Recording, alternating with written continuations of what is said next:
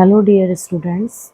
आज मैं आपके सामने कक्षा 12वीं का सबसे पहला वाला टॉपिक, जो कि अगर अभी 2023 का सिलेबस देखा जाए तो इससे रिड्यूस हो गया है।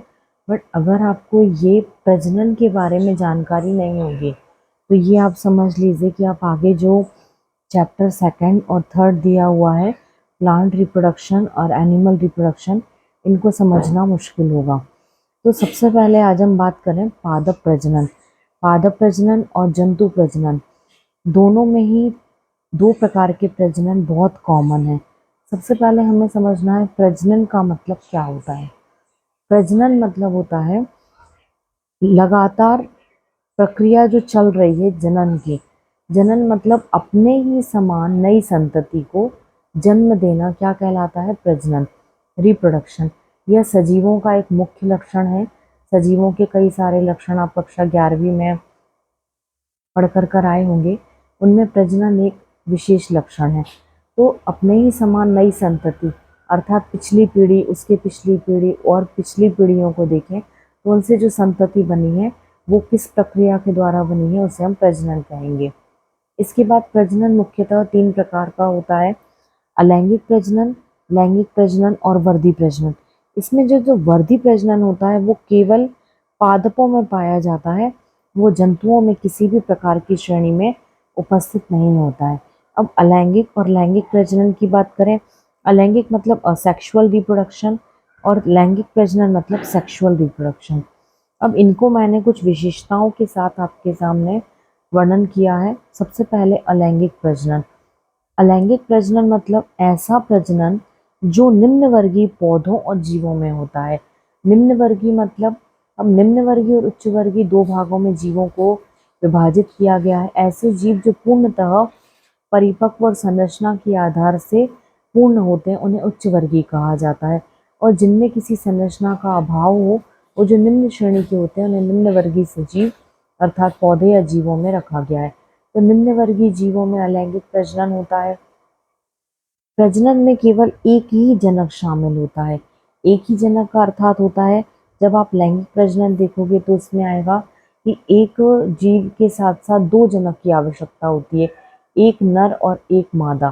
पर यहाँ पर जब आप देखोगे तो यहाँ केवल आपको एक ही जनक की आवश्यकता होती है, यहाँ 2 जनक शामिल नहीं होते हैं। तीसरा जो आती है इसकी विशेषता, वो है युग्मकों का संलयन। जब नर और मादा अलग अलग नहीं होंगे तो इनके युग्मक भी अलग अलग नहीं होंगे, और युग्मक अलग अलग नहीं होंगे तो युग्मकों के संलयन का सवाल ही उत्पन्न नहीं होता। इसके बाद आता है समसूत्री विभाजन द्वारा नई संतति का निर्माण। तो अलैंगिक प्रजनन में किसी भी प्रकार का अर्धसूत्री विभाजन नहीं होता है। विभाजन 3 प्रकार के होते हैं: समसूत्री, अर्धसूत्री और असूत्री। तो यहाँ केवल समसूत्री विभाजन होता है। इसके बाद आता है अलैंगिक प्रजनन में उत्पन्न संतति को क्लोन के नाम से जाना जाता है। क्लोन एक बहुत ही इम्पोर्टेंट टर्म है।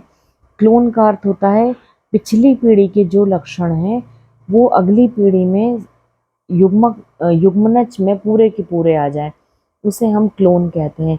क्लोन का निर्माण केवल अलैंगिक प्रजनन में होता है, लैंगिक प्रजनन में नहीं होता है। अब आप मुझे कमेंट सेक्शन में बताएं कि सबसे पहला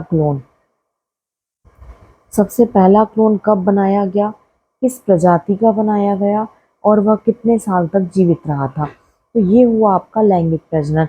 अब इसके बाद में हम आते हैं वर्धी प्रजनन पे। वर्धी प्रजनन को कायिक प्रजनन या कायिक प्रवर्धन के नाम से भी जाना जाता है।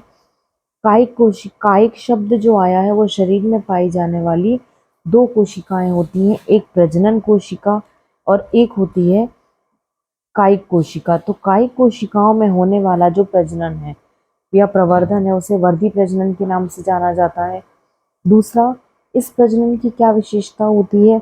यह केवल और केवल पादपों में होता है। ये मैंने जैसा आपको ऊपर बताया था कि वर्धी प्रजनन केवल पादप में होता है, ये जंतुओं की किसी भी श्रेणी में नहीं पाया जाता।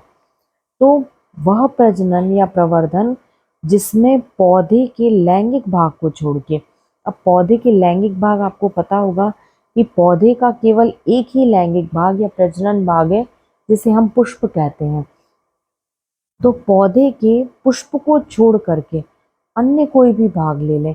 जैसे अगर आपके सामने कोई एक प्लांट रखा हुआ है तो उसमें आपको जड़, तना, पत्ती, बीज, शाखा, कलम आदि सभी संरचनाएं देखने मिलेंगी।